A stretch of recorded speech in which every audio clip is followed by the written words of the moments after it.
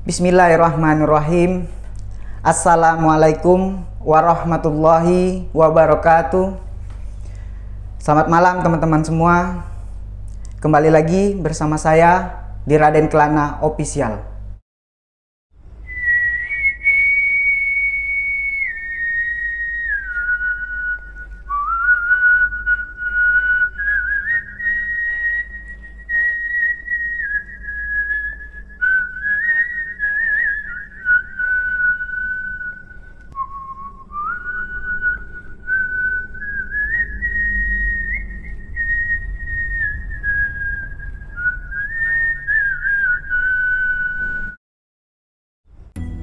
Di video saya kali ini, saya akan membahas masalah pertanyaan yang datang dari DM Instagram saya, terus masuk ke email Raden Kelana Official yang membahas masih seputaran tentang ilmu pelet. Mungkin dari pertanyaan sahabat-sahabat tersebut, malam hari ini akan saya coba untuk menjelaskannya satu persatu. Untuk lebih lanjut lagi, tonton video saya sampai selesai.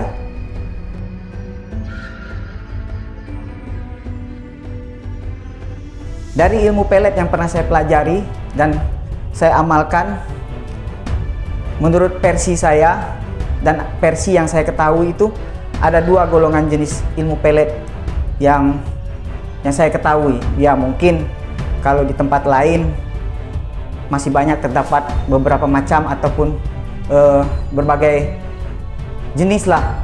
Tapi yang saya pelajari itu cuma terbagi menjadi dua golongan. Ilmu pelet yang ringan, terus ilmu pelet yang betul-betul berat. Nah, di sini saya akan jelaskan bahwa yang saya katakan ilmu pelet yang ringan itu adalah ilmu pelet yang digunakan seseorang itu untuk menaklukkan hati lawan jenisnya itu tidak menggunakan syarat ataupun ritual tertentu. Ya, kita amalkan ilmu tersebut, terus kita jalankan jalan ilmunya tersebut, terus kita coba untuk melakukannya, dan efek samping dari ilmu tersebut juga tidak terlalu berbahaya ataupun menyakiti dari si korban.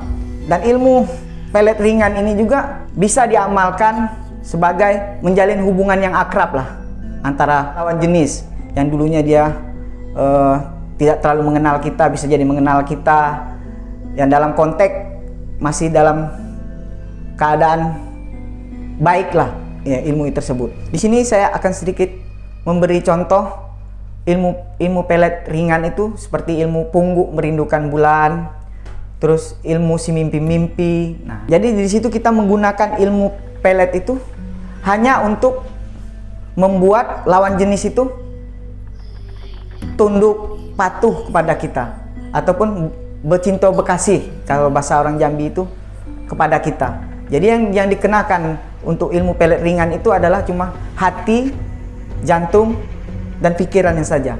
Jadi yang kedua adalah ilmu pelet berat. Nah, di sini mengapa saya mengatakan ilmu pelet ini berat?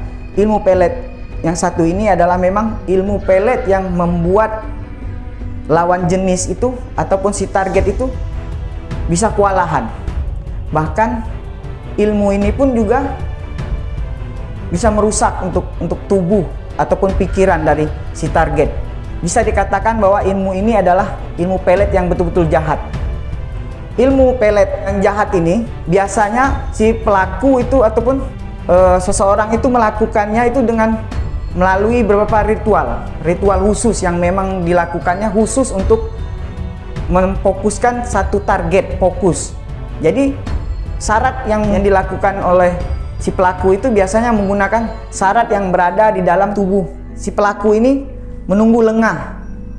Di saat lengah target tersebut, mereka mengambil salah satu bagian dari tubuh yang bisa digunakan untuk media untuk melancarkan ilmu pelet tersebut. Bisa di situ diambil dari rambut, kemudian pakaian dalam, terus dari air mandian dan lain-lainnya dengan syarat yang telah didapat.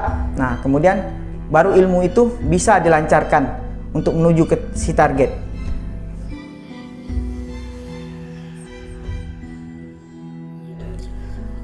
Baiklah, jadi mungkin teman-teman juga bertanya lah, dalam hati juga bertanya, Bang, apa bisa Bang saya mempelajari ilmu pelet yang Abang miliki? Terus mungkin apa mungkin semua orang bisa untuk mempelajarinya? Jadi di sini saya akan jelaskan bahwa ilmu yang saya pelajari ataupun ilmu yang saya amalkan ini adalah ilmu dari keturunan ataupun memang diwarisi dari kakek nenek sampai ke bapak dan sampai ke anak cucunya, itu memang berkaitan yang erat. Ada tradisi yang sering kami lakukan dalam pengambilan ilmu itu, yaitu yang terkenal di Jambi itu adalah Sirip Pinang. Ilmu yang saya amalkan dan ilmu yang saya pelajari itu tentang ilmu pelet ini adalah ilmu yang diwariskan kakek nenek keturunan kami, memang untuk diwariskan kepada generasi berikutnya. Nah, di sini juga saya akan sedikit membagi penjelasan lah untuk teman-teman semua, karena ilmu yang saya dapat dan ilmu yang saya amalkan ini adalah ilmu yang memang betul-betul diwariskan dari leluhur kami melalui orang tua terus ke anak gitu kan. Jadi memang ilmu yang kami pelajari ini adalah ilmu turun menurun. Jadi setelah ilmu itu diturunkan kepada saya, kemudian ada syarat-syarat ataupun seseorang itu diturunkan ilmu itu bukan sekedar dikasih amalan ataupun ini amalan kamu baca terus ilmu itu akan menjadi, tetapi tidak. Tradisi yang dilakukan di masyarakat Jambi itu biasanya ada seperti ijab kabul, yaitu penyerahan antara si penerima ilmu dan si pemberi ilmu. Itu ada seperti lafaz atau perkataan. Jadi seakan-akan ilmu yang diterima ataupun ilmu yang diberikan kepada kita itu adalah ilmu yang sesungguhnya, yang memiliki kadar sesungguhnya, yang pernah digunakan oleh leluhur dulu dan sampai kepada kita itu dengan kadar yang sama gitu. Seperti ucapan atau perkataan itu yang memang harus kita lapapkan, bahwa bersedia kita menerima ilmu ini dengan jalan ilmu yang akan kita jalankan.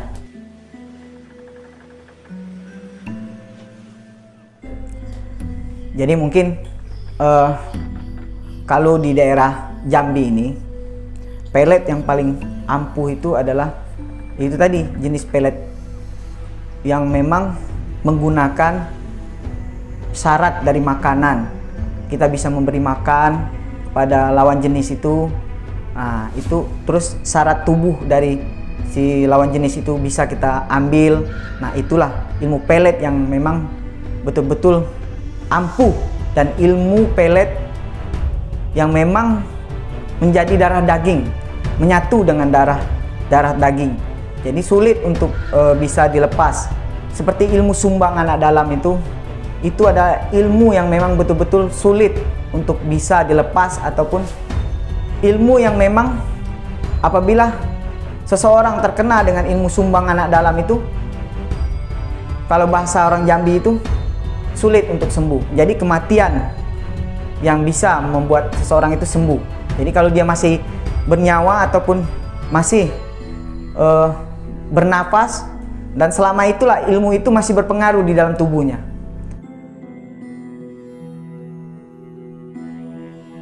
Jadi untuk teman-teman yang ingin mengetahui tentang segi negatif dalam kita mengamalkan ilmu pelet ini tersebut, itu banyak sekali faktor-faktor yang bisa terjadi.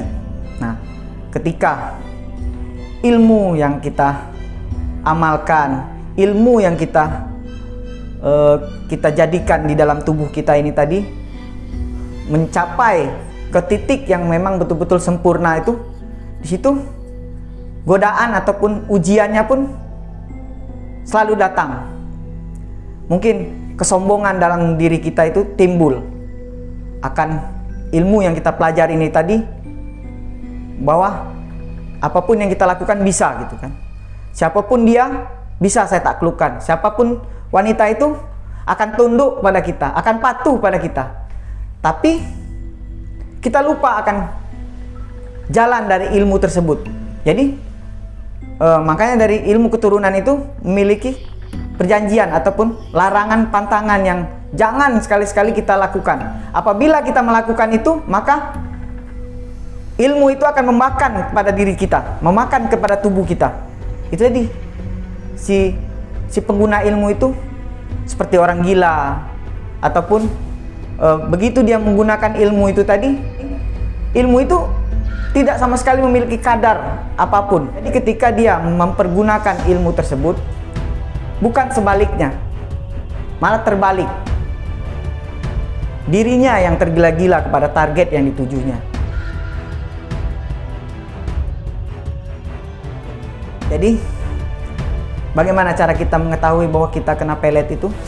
Itu sebenarnya adalah tentang emosi ataupun tentang kejiwaan, emosi kita. Jadi, orang yang terkena pelet itu cenderung akan berpengaruh dari tingkah lakunya atau pribadinya, kesehariannya, terus emosinya. Nah, yang paling terlihat itu adalah emosi. Jadi, dia seakan-akan orang yang terkena pelet itu tidak akan pernah mau mendengar apapun penjelasan tentang seseorang itu. Biasanya orang yang terkena pelet itu jarang untuk merias diri ataupun rapi lah. Ya seadanya gitu, dengan wajah yang seadanya. Yang namanya orang lupa ingatan ataupun konsentrasi pikiran itu udah hilang. Yang ada dalam otaknya itu hanya si pelaku itu. Bagaimana bisa bertemu, bagaimana bisa berbicara, ataupun bagaimana bisa menyampaikan keinginannya. Jadi di sini teman-teman, saya sedikit akan menambahkan penjelasan lah. Karena di sini juga banyak yang saya dapat itu masalah tentang keharmonisan rumah tangga. Nah, di sini juga keharmonisan dalam satu rumah tangga itu memang harus perlu dijaga ataupun perlu diperhatikan.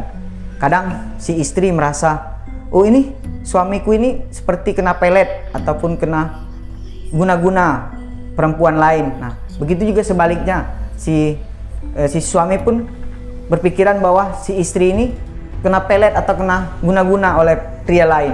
Tapi sebenarnya untuk keharmonisan dalam suatu hubungan rumah tangga itu memang diperlukan bumbu-bumbu seperti itu.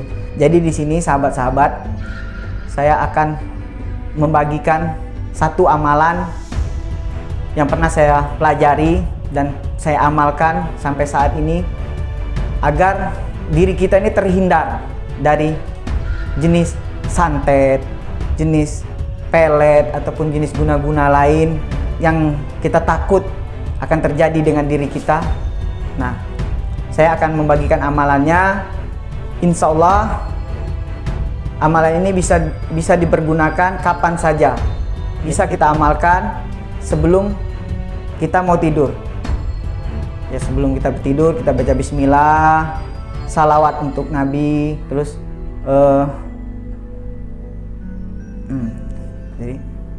jadi amalan ini bisa kita lakukan sebelum kita tidur. Begini amalannya. Ini amalan dari surat. Ini amalan, ada amalan amalan Nabi Sulaiman. Nah, ini ada ilmu amalan Nabi Sulaiman yang berbunyi begini. Bismillahirrahmanirrahim. Innahu min Sulaiman wa innahu bismillahirrahmanirrahim. Nah, jadi amalan ini adalah salah satu amalan pembenteng diri kita, tubuh kita dari gangguan jenis santet ataupun jenis pelet yang mungkin akan menghampiri diri kita. Insya Allah itu adalah salah satu benteng untuk penjaga diri kita agar terhindar dari hal-hal tersebut. Nah, jadi amalan tersebut kita amalkan setiap tidur. Kapan ada waktu mau tidur, kita amalkan, kita bacakan. kapan mau masuk ke tempat baru ataupun masuk ke rumah orang ataupun tempat yang kita masih ragu akan kebenarannya ataupun takut akan hal-hal yang negatif banyak ataupun takut akan hal-hal yang jelek akan menghampiri kita, ya kita bacakan itu. Ingat, bismillahirrahmanirrahim, innahu min Sulaiman wa innahu bismillahirrahmanirrahim. Baca 3 kali, nah, kemudian tidur. Nah,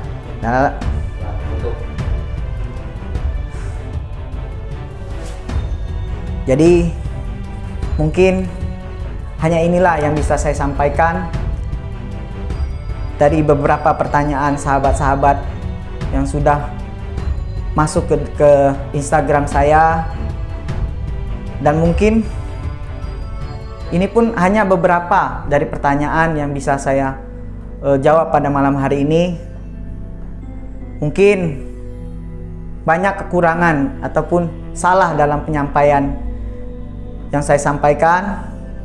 Saya mohon maaf, karena manusia tidak luput dari kesalahan. Yang salah itu adalah saya, yang benar itu adalah Allah.